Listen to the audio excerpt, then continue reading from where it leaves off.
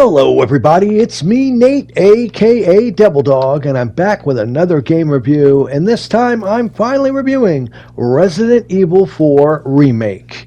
It was developed and published by Capcom and released on March 24th of 2023 on the PlayStation 4, PlayStation 5, Xbox Series X and S, and PC. Now, everybody knows about this game already, so it's not like I really have to explain it too much, but I'll run a real short synopsis for you if you've never actually played Resident Evil 4.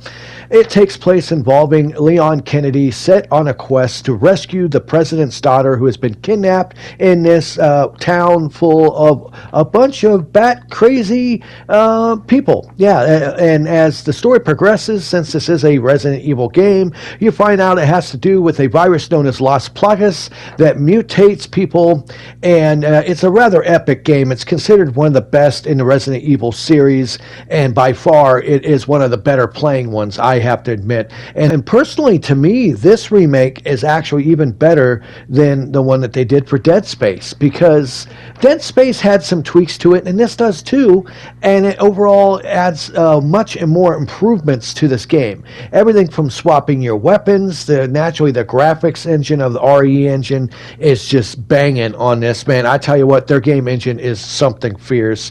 But I have to point out several certain things involving this game, including that you can now move while shooting, because the original one you could not. You have an easy access weapon wheel that you can use at any time to switch weapons. Leon can learn different parry attacks as well to parry away enemies' attacks when they throw items at you or they're trying to attack you up close and personal.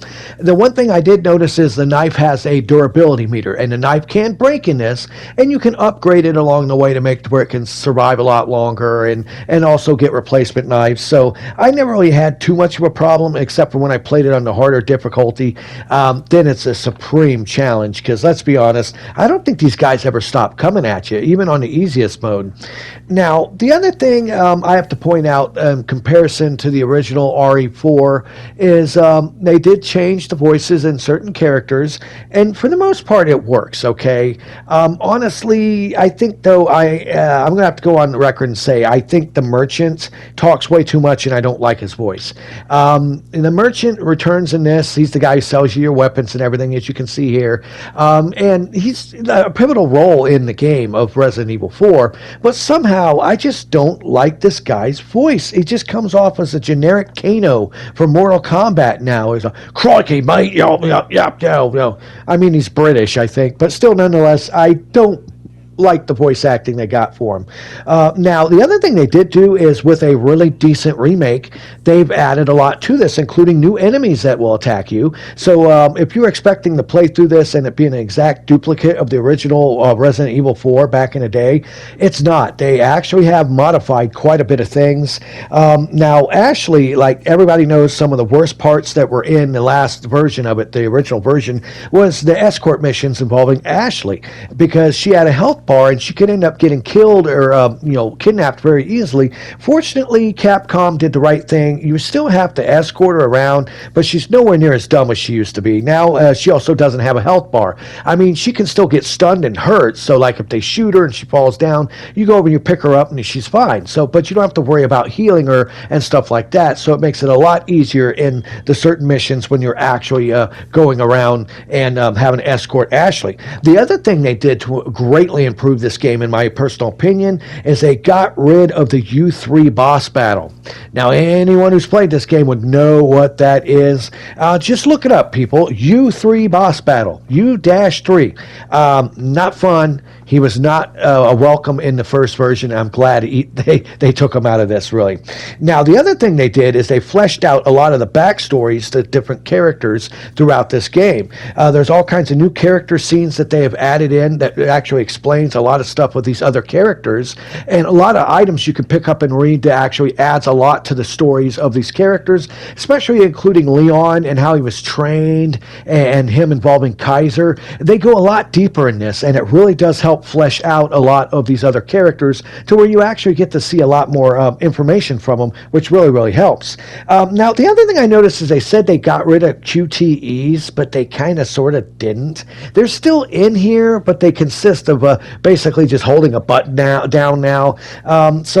Even though they said they got rid of the QTEs, it's nothing like running from the boulder having to mash your button anymore. But yeah, they're still in here. So that's one thing I think they should be honest about. It does still contain QTEs, just nowhere near as bad. It does have an autosave feature, which is great, especially if you get killed and you want to go back if you missed something, because everybody knows in this game is a lot of these areas is set up in chapters, and once you get through a chapter, you can't go back to that area probably for a significant amount of time. So if you're like wanting to collect all the items and do all the different collectibles, like say the 16 different collectible Remake figures, you want to make sure to have these auto saves that really help, and some actual backup saves in order for you to go back to an area if you ended up going the wrong way and it ends the chapter on you, or it locks you out of that area to be able to collect the stuff. So that's kind of cool. Now this game is rather hefty, clocking in at close to around 20 hours long, and that's current with its normal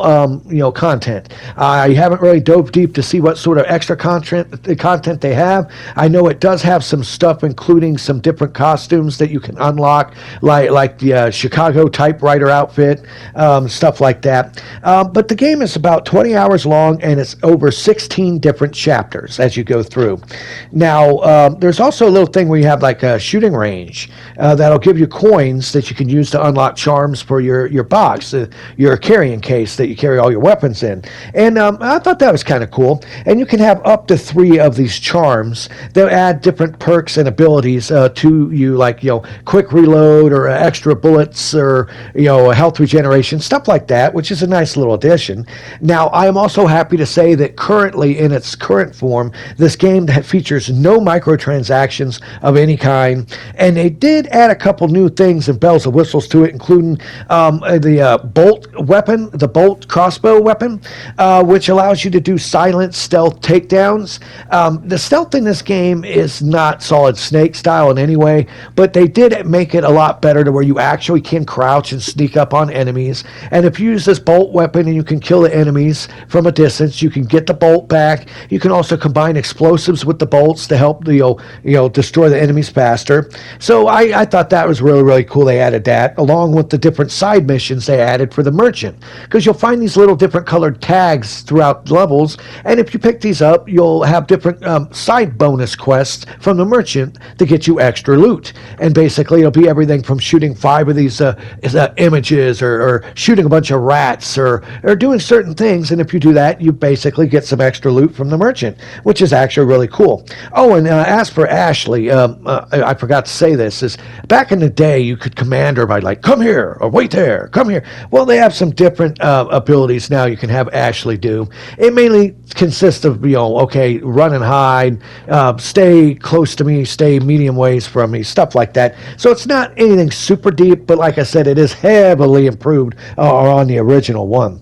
Now, the one thing I want to actually let you know too is a little secret in Chapter 4. If you use the boats, you can go out to this little island, and you can get something known as the Red 9. Now, it's a pistol, and if you get it and you upgrade it, it's like the best weapon in the game. Hands down, it really does work quite well to help you through this game. Like I said, use the boat in Chapter 4 to go to the island to get the Red 9 pistol and upgrade the living crap out of that. Keep that in your roster, upgrade it fully, and you'll find out it pretty much will wipe out just about any enemy in the game that you need to fight. Most people already know this, but if you see crows and animals, shoot them. You'll get like ammo from the birds, and also shoot the birds' nests too. You get ammo for that too. Now, the other thing too is I do like the different tweaks they did to the puzzles. It does have a good amount of puzzles in this, but some of them are returning, but they've been tweaked slightly to get certain loot, like different jewelry and stuff. And anyone who's played the original one will go, hey, I remember this. It's in a different location and it's slightly different, but it's pretty much the same puzzle. And like I said, they did add a little bit of a rudimentary stealth system to this, so you are able to sneak in, and attack enemies from behind and one-shot kill them with your knife and stuff. And I don't think it damages the knife if you do it that way. So just keep that in mind. All in all, in my personal opinion, I have to say hands down, this is a superb remake of an already fantastic game.